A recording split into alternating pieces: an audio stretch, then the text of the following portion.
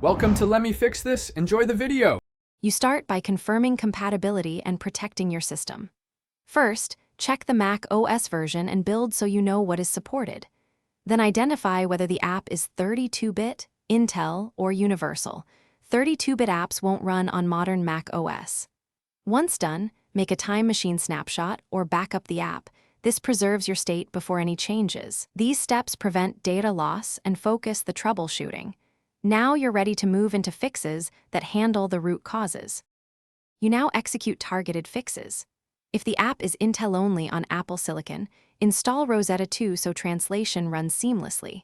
Use the terminal command shown or allow the prompt at launch.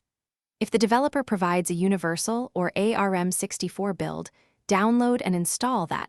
This avoids translation overhead. Otherwise, set up virtualization with UTM, Parallels, or VMware to run an older Mac OS or Intel environment. This isolates the app without changing your main system.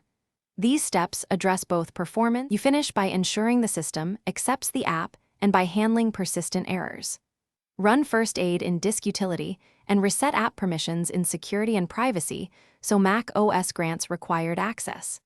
If issues remain, reinstall the app or test it from a new user account to exclude profile corruption. One key troubleshooting tip: boot into safe mode and reproduce the problem while capturing console logs. Attach those logs when you contact the developer.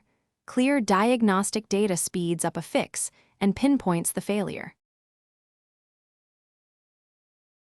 Thanks for watching. If you found this helpful, don't forget to like and subscribe.